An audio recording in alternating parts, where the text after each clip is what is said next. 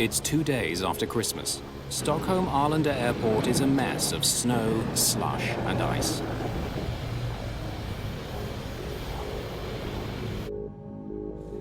Passengers boarding a mid-morning Scandinavian Airlines flight to Copenhagen are finding the cabin very uncomfortable. It was really warm inside the plane when we entered because there had been like heaters on during night. And I saw when the passengers embarked, they also wanted to take off like jackets and shoes and because it was like a sauna.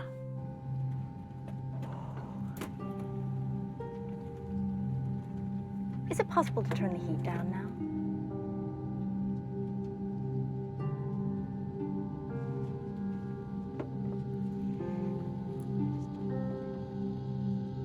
"34-year-old Ulf Sedermark has been with the airline for 4 years. He's the first officer on today's flight. It was a light snowfall. Temperature was just below freezing and light winds. We were going to fly Stockholm to Copenhagen and then to Warsaw, back to Copenhagen and down to Barcelona that day. It would be quite a long working day. Stefan Rasmussen has just finished an exterior check of the plane. The Danish pilot is in command this morning. In those over 12, almost 13,000 hours I've been sitting in an aircraft, I always felt that I put the aircraft and back on like a rucksack. And when we took lift on the wings, we melted together. The plane Rasmussen is strapping on today is a nearly new DC-9, easily identifiable by its 2 rear engines. By now, everyone should know that door stays open. Right. Even in the days before terrorist threats, flying with the cockpit door open is unusual. It's just one way Rasmussen has endeared himself to the crews and passengers he flies with. I always had my cabin door open because I found out that if we had the door open and they could see that there were a human being in there, they'd trust you. For me, it felt good that the door was open. It just feels like you have a connection more than if the door is closed. The winter weather has delayed this flight, but Rasmussen won't compromise safety for schedule. Where are we now with the de-icing? The wings aren't quite done. They've done the underside. Now they're doing the top. Thank you. Under Captain Rasmussen's instructions, the ground crew had already de-iced the plane once. Now they're giving it another pass. And it took a while, but they had trouble getting rid of the snow on top of the wing. So we were slightly late for our pushback out to our runway. For Captain Per Holmberg, this kind of delay is routine business.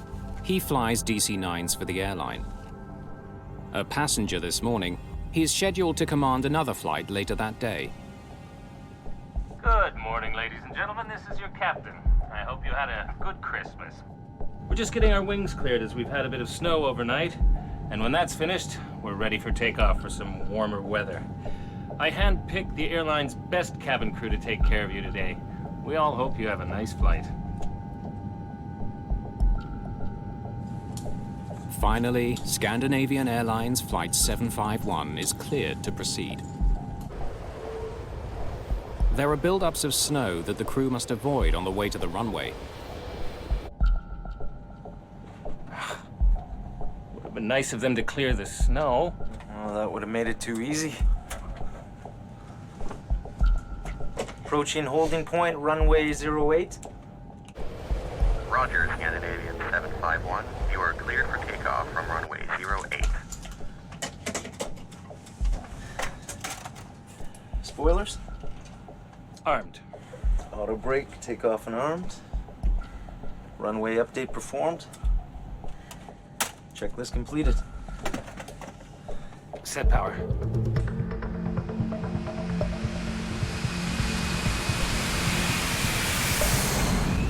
Despite the winter conditions, the takeoff is routine.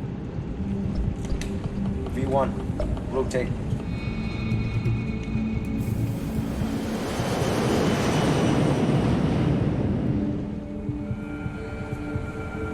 Gear up. Gear up selected.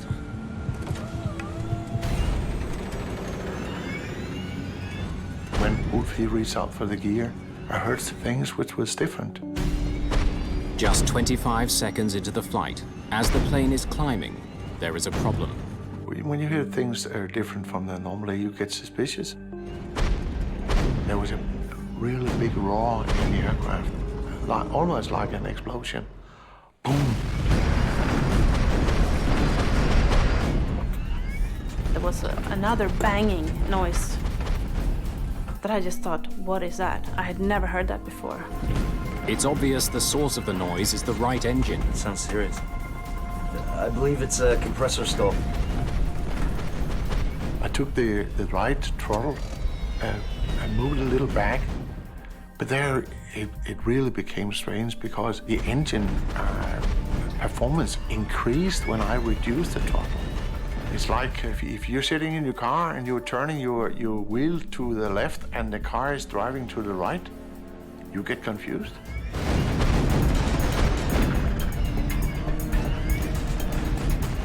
We're not supposed to like call into cockpit now. And then I thought, this is an emergency, I have to call the captain. But Captain Rasmussen doesn't respond to the call. He's too busy trying to figure out what's going wrong with his plane. I couldn't see anything on the instrument. They were quite stable and a quite normal range, no problem. But I could hear those roaring every second. He searches for telltale signs of attack or structural failure. And I looked up at the cabin pressure, because if you have a bomb or a freight door or anything which is ripped off, that'll give a decompression. In the cabin, pressure levels are stable. But the crew has other concerns. I saw the smoke and it smelled burnt. What should we do about this? Just 3,200 feet above the ground, the emergency escalates. The right engine quits. When we have flown a little over 1 minute, the right engine just went down. I had a very, very short moment of thinking that I was in a nightmare and just dreaming. I was confused. I was really confused. 2 seconds later, the left engine also quits. The plane is now powerless. One engine dropped and then another engine dropped. I thought that it wasn't true. It wasn't true. It wasn't real. Less than a minute and a half after takeoff, the DC-9 begins falling from the sky. And after that, it was complete silence.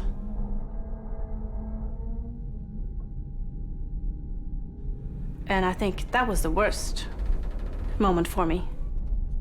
Just being in the air, and it's so quiet. It was like a bird just sailing through the sky. So then I started to get scared.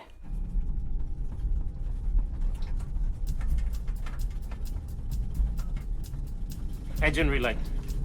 As the pilots try to restart their engines, things get even worse. The left engine erupts in flames. And I saw the exhaust gas temperature was rising rapidly. The max temperature was around 680 degrees Celsius, and I saw it go above 800. A fire in the engine could spread to the rest of the plane. Should I pull? If Cedermark pulls the fire extinguisher in the left engine, he will never be able to restart it.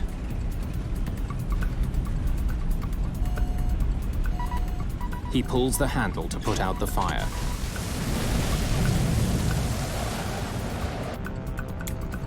From his seat, Captain Per Holmberg can see that the crew is in trouble.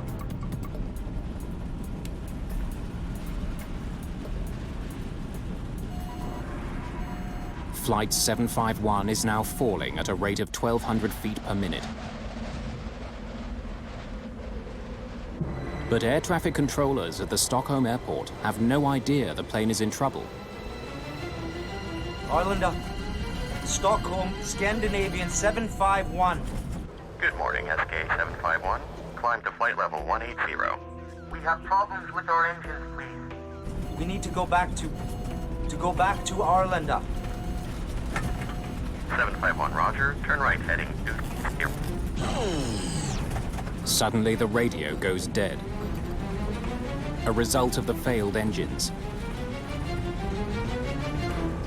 Only the right engine can provide power, but it's now spinning too slowly to generate electricity for the instruments. Without the engine, you don't have any propulsion, so the only energy you have is your height. With time running out, the pilots of Flight 751 must find a way to restart the right engine, or else crash into the countryside below.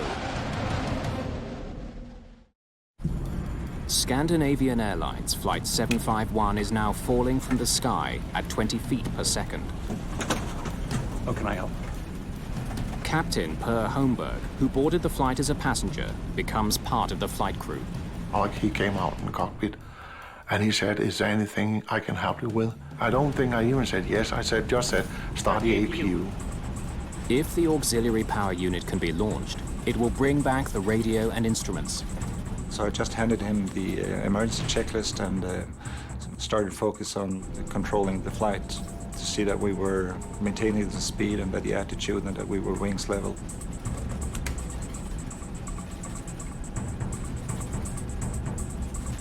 He managed to start the auxiliary power unit, so my flight instruments were supplied from that. But for some reason, Captain Rasmussen's instruments don't come back online. He managed to fly the plane basically by feel. Power is also restored to the cabin, but it's small comfort to passengers who now know they're in extreme danger. Stockholm Air Traffic Control instructs the pilots to return to the airport. Scandinavian 751, are you able to turn right, heading 090, radar vectoring for 0-1? But the plane is now just 1,600 feet from the ground. And First Officer Sedermark's attempts to resuscitate it aren't working. Roger, we are maintaining our heading, but we are trying to restart our engines. Making a 180-degree turn back to Stockholm could be catastrophic. I really had the feeling that if I turned the aircraft at that time, we would have stalled. When you're turning back, you are losing a lot of energy. So the most safe thing to do is actually just to go straight, keep your wings level. That means that you will use less energy of your altitude, so you can maintain your speed.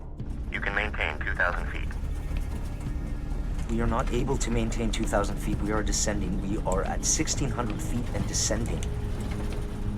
Holmberg wants Rasmussen to focus his attention on finding a landing spot. Look straight ahead.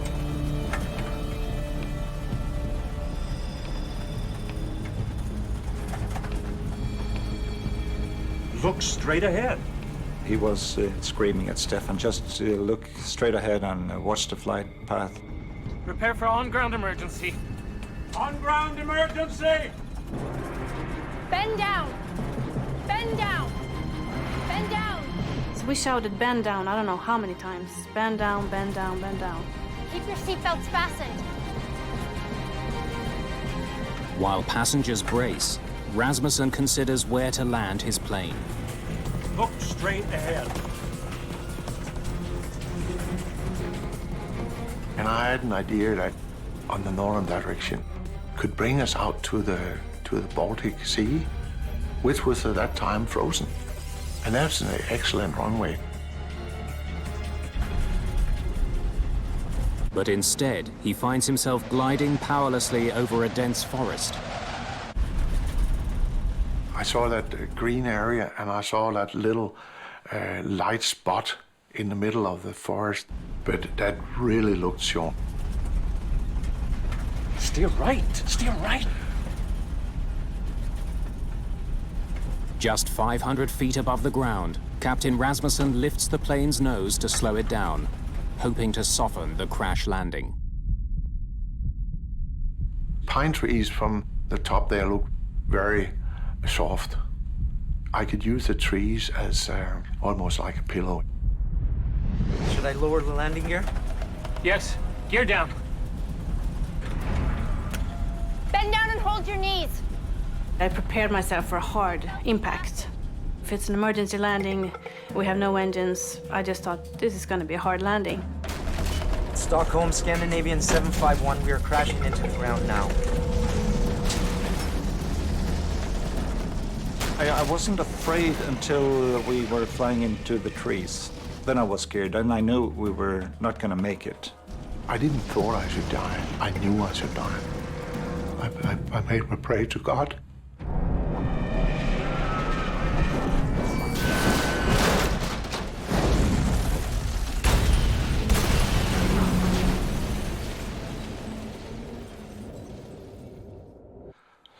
And then, a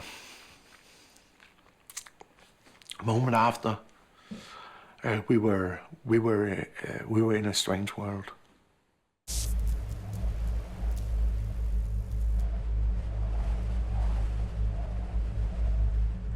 After we have come to a complete stop, I feel the smell of airplane fuel. I thought, okay, we're gonna explode. And I look around and I see the snow because there was a big crack in the airplane fuselage just in front of the aft galley. And you could just walk down on the ground.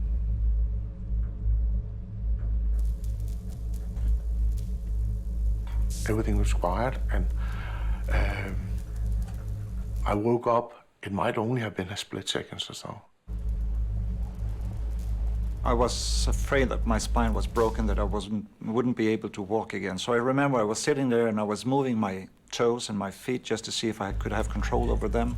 I had a pain in my hand because I had broken a bone in my hand, and I was bleeding heavily from my forehead, so I was trying to get clear of all the blood that was coming down in my eyes. And Stefan told me that we had to get out of the aircraft. After plowing through 125 meters of pine forest, the pilot's fear is now that the broken aircraft could catch fire. Dozens of passengers escape through the breaks in the fuselage walls. But Captain Per Holmberg has been knocked unconscious by the crash. It all went so fast that no one could take in what happened. So I tried to stay with the group of passengers I had there. But I just knew the feeling also that we had to wait a long time for the rescue teams. Help will be here soon. Fortunately, no fire materializes. But because they removed their winter clothing while boarding the sweltering plane, many passengers are starting to freeze. Most people were just standing in their shirts, t-shirts, very, very little clothes. Few didn't even have shoes on. They are now at risk from hypothermia. So I focused on being caring. Maybe I did it for my own sake also. I needed a hug also. It was comforting to comfort someone else.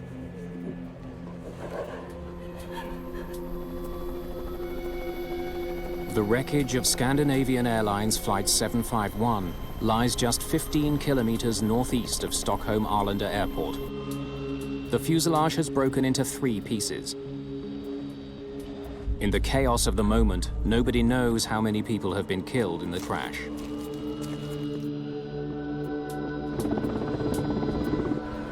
Rescuers arrive within minutes and attend to the freezing survivors. They pull Captain Per Holmberg from the cabin, unconscious. He landed on the wall at impact, and he skidded down on the wall to the floor at impact. So he was quite badly damaged. He cut his eyelid, and he also got his collarbone that was broken off, so his shoulder was in front of him. 92 of the passengers have sustained injuries. Only 8 are considered serious. But when the crew conducts a head count, they're stunned to learn that out of the 129 people who boarded Flight 751, not a single one was killed in the crash. Everyone survived. It was like a shock just to take in. Wow, that was a fantastic comment. Just I was the happiest captain in the world. We were all alive. That was a great moment. Reporters break the remarkable story to the world. as the Swedish Accident Investigation Board, or SAIB, takes charge of the case. Scandinavian Airlines alerts its own investigators, dispatching Tori Hultgren to head up its team. It's most unusual that the plane crashes in a wooded area and everybody survives. I've never heard of it before. The police kept everybody off the site itself. There was a cordon around the aircraft about 100 meters. We had a complete aircraft, nothing had burned, and we had lots of good data. Henrik Ullander from the SAIB gets to work on the evidence. And we started to plan the documentation of the accident site, which means photographing all the fine little approach through the wood, you know, and to take photos of all the parts that were spread all over the place. The two black boxes, which record cockpit conversations and store flight data, are recovered immediately.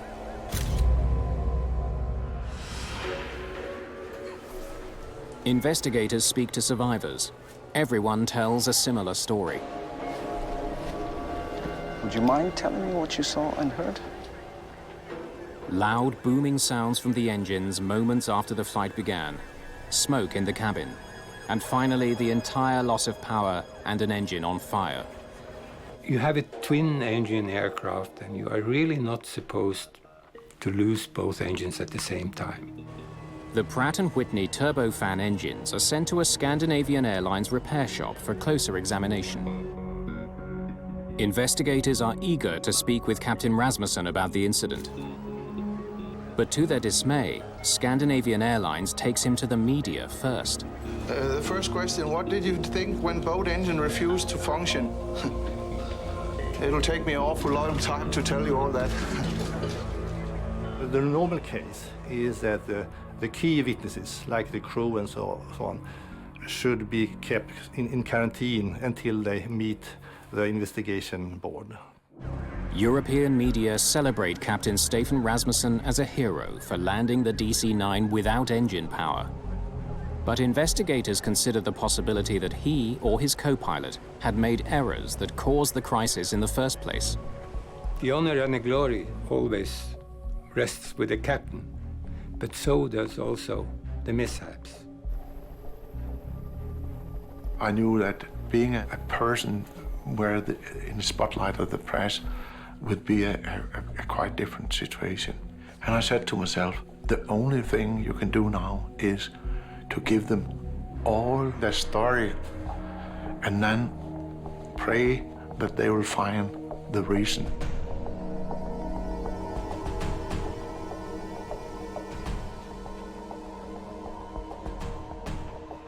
Lars Lindberg is an investigative representative for the Swedish Airlines Pilot Association. He examines the wreckage for signs of mechanical or structural failure. We knew both engines had failed for some reason. So we was concerned what was the background for something like that to happen. The first time I saw the engines in the workshop, I was surprised. Is this all they found? There was a number of parts that were completely missing, and this was something we hadn't seen before to this extent. To find out what happened, investigators must find the missing pieces, which now lies somewhere in snow-covered fields and forests.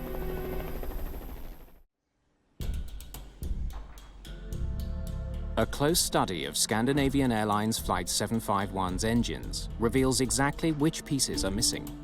Parts of this aircraft was shedding parts from both engines. And then what you do is you go further in and you document everything and you try to find the root cause and see how it all comes together. The missing pieces could hold the key to discovering why both of the plane's engines quit within seconds of each other. But they could be anywhere along the 15-kilometer route the aircraft covered during its short flight. They must be found. Investigators use the flight data recorder to map the plane's journey and determine where engine parts may have fallen.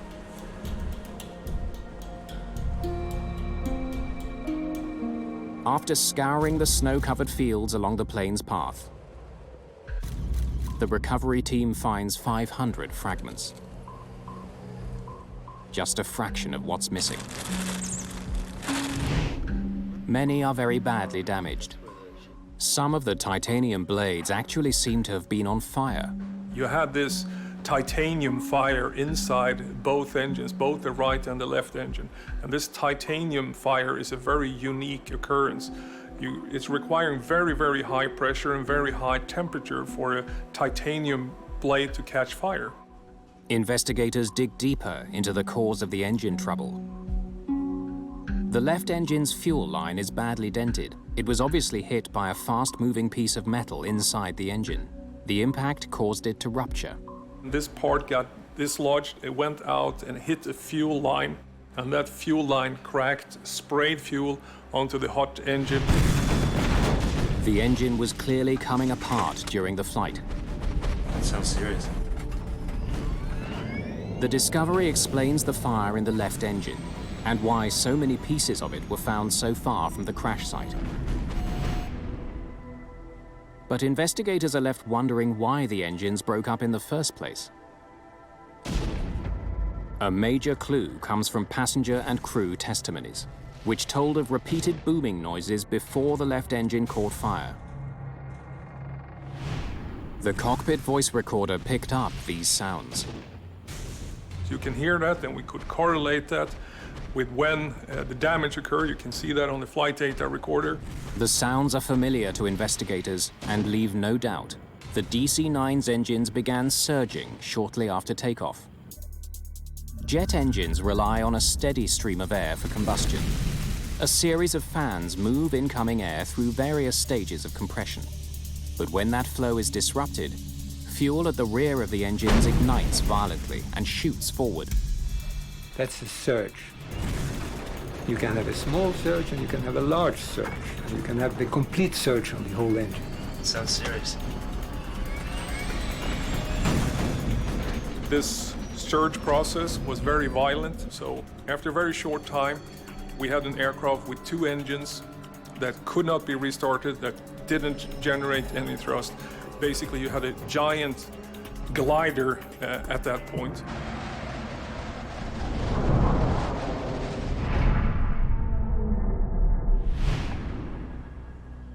A closer look at the fan blades from the front of the engines explains why they were surging.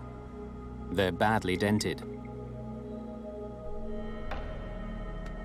The damage would have prevented them from effectively directing air to the rear of the engines. This damage that twisted the fan blade started this process. You got this disturbed air in the fan, you got this rotating fan stall that then triggered this whole breakdown, the compressor surge, and then the whole process that led up to the dual engine failures. But what exactly mangled the blades? There are ways to tell. If it comes from a stone, rubber, ice, and so on, you can see it on the shape of the damage. The ice causes very specific damages. It's sort of like a soft dent. Analysis of dent patterns on the fan blades is conclusive. They were struck by ice.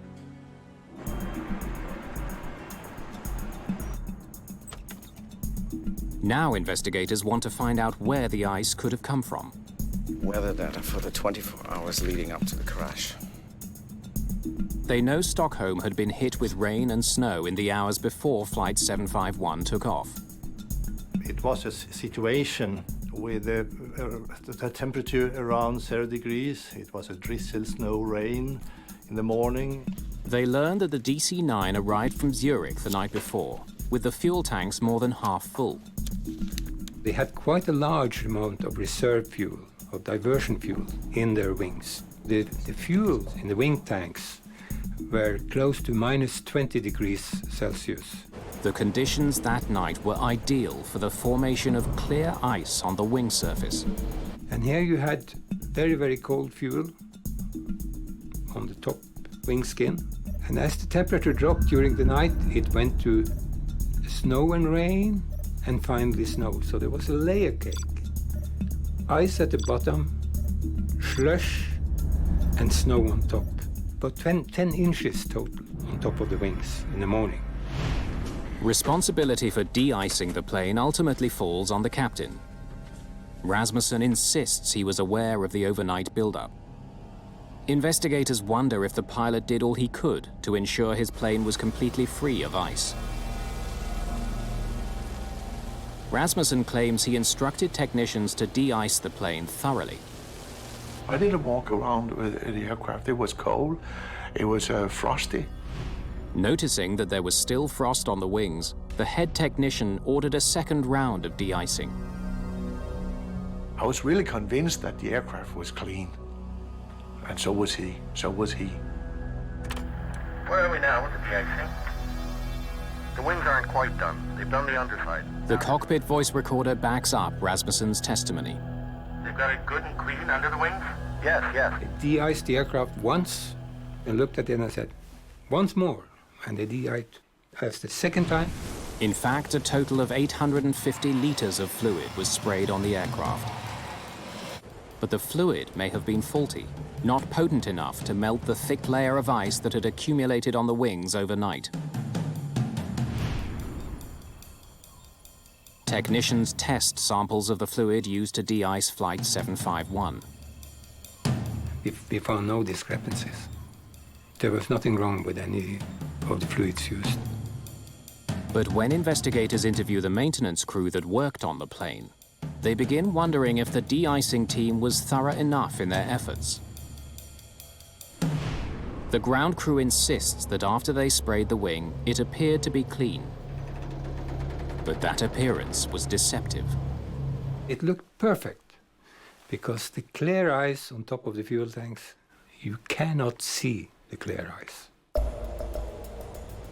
A technician inspected the front of the wing and found no ice. He couldn't have known that there was ice further back, out of his reach. No provisions for stairs or anything that he could use to get up on the wing at the de-icing platform. It looked shiny and nice, couldn't see any ice on it, but still there was maybe an inch of ice on top of the wing when the aircraft took off. As soon as the plane took flight, the ice became a problem. On this aircraft, the engines are positioned behind the wings, and as the aircraft rotated and the wings bent in order to take the weight of the aircraft, this ice in the wing roots loosened and it sucked right into the engine. The ice damaged the fan blades at the front of the engines and ultimately caused them to begin surging. Nobody really expected that this would happen, or could happen, but it did. When ice breaks off the wings during flight, it doesn't pose a problem for most aircraft. But the placement of a DC-9's engines leaves them more susceptible to being struck. The Pratt & Whitney engines on Flight 751 were designed to withstand this type of ice ingestion. Something else must explain the disaster. Investigators know that the wrong reaction by a pilot can make surges worse. They comb through the flight data to see what these pilots did when the emergency struck. The first thing you do when you have a surge, if you recognize it as a surge, is that you reduce power. Captain Rasmussen claims he did just that. Of course, you just pull the throttle back, and then you have the balance between the incoming fuel and incoming air. And that was actually what I did. But the flight data recorder tells a different story. Why is the engine power increasing? It clearly shows that in the moments after the surge, thrust was reduced, but then seconds later was increased to beyond full power. Yeah, it didn't add up because the RPM was increasing to 110%, and the throttle position was moving. It shouldn't be. The only thing that could move the throttles in clamp was the pilot's hand. But if Rasmussen didn't push the throttles forward, something else did. It would explain the captain's confusion as his engines began to surge. As a pilot, when you gone through the training, you've done all your emergency training, you've been through the simulator, and now you have a system that is doing something that you don't expect. It's very confusing. Despite their relentless efforts, investigators can find no possible explanation for the increase in thrust. The frustrating part with the investigation was that we could not figure out why the system did what it did. Then, almost 2 months after the accident, the plane's manufacturer provides the answer.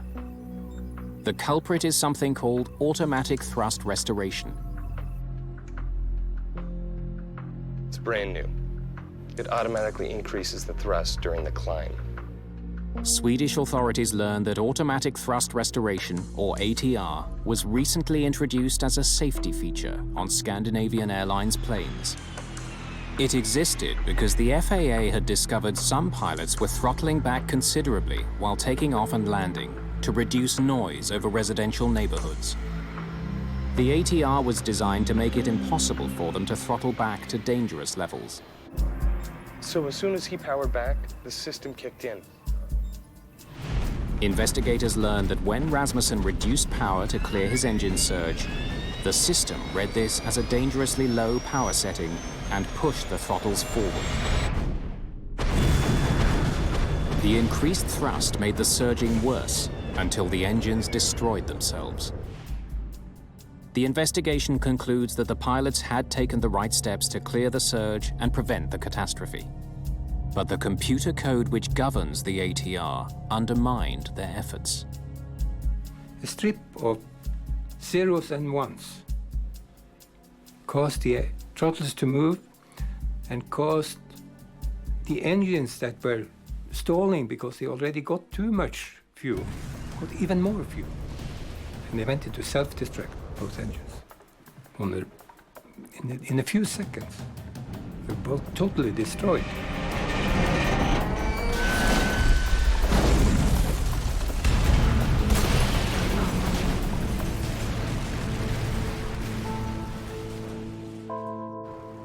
The system was so new to Scandinavian Airlines that nobody there had even heard of it. And it was confusing for everyone because we didn't know about the system, we didn't have information on the system. SAS didn't know the system existed on their aircraft. We hadn't bought that modification. And it was sneaked in via another system. Because he didn't know about the ATR, Rasmussen was unaware that he could only save his plane by switching it off. News that the automatic thrust restoration was responsible for the accident proved both a blessing and a curse for Captain Rasmussen. It eliminated any notion that he had made a mistake. When I got that message, I was really released. It was like winning in the lottery. It was, because I was so happy. Because then I could explain why I was in that total cone of confusion. But the fallout would ultimately destroy a love affair and end a career.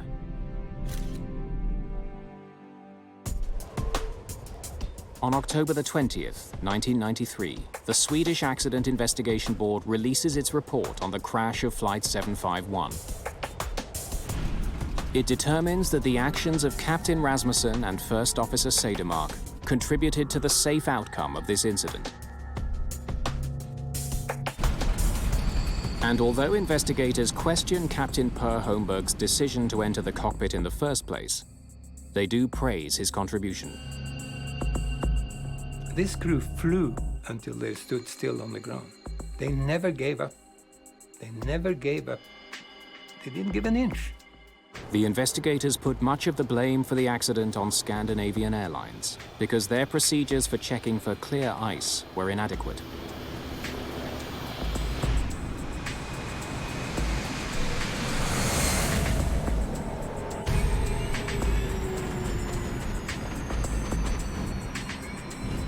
I believe it's a compressor stall.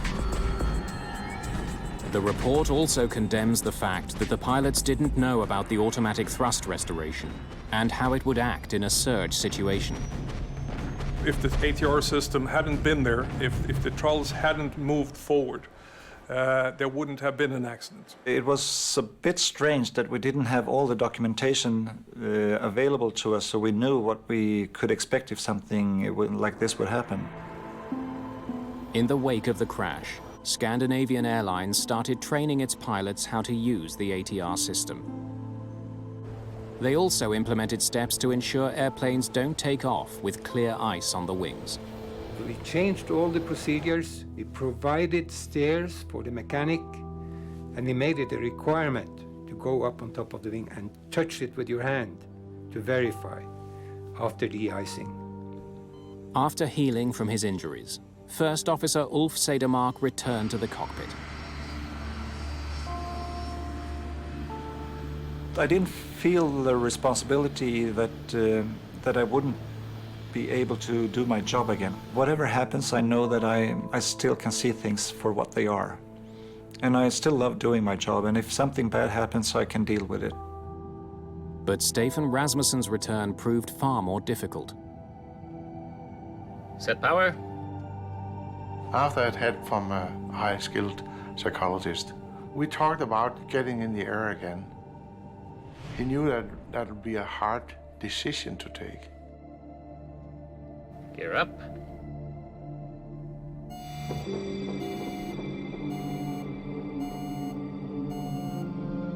Fire drill.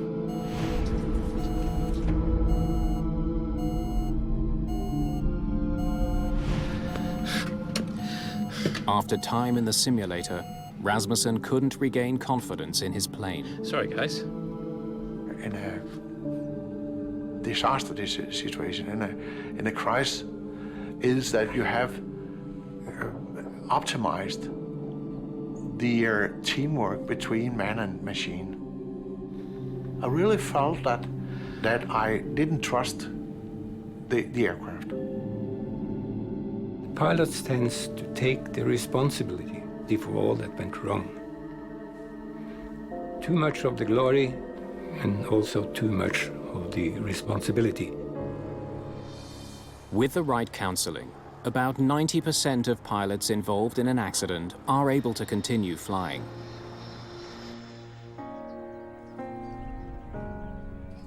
Even though Captain Rasmussen received treatment, his career ended with the crash of Flight 751. Taking that decision to leave aviation as pilot was like having your highest love and come to that conclusion that you have to kill her. I had many hours, many missions of happiness in an aircraft. And I loved my passengers, I loved my aircraft so much, so I said, that's it.